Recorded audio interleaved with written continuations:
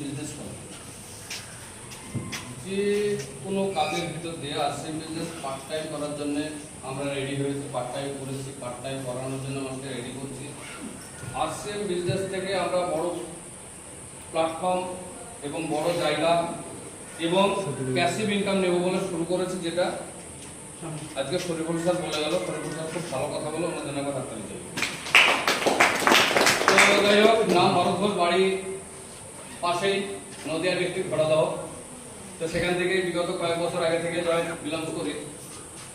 তো যদি বলি মন থেকে বিজনেস নিজের মতো করে শুরু করেছি আমি লকডাউনের পর থেকে।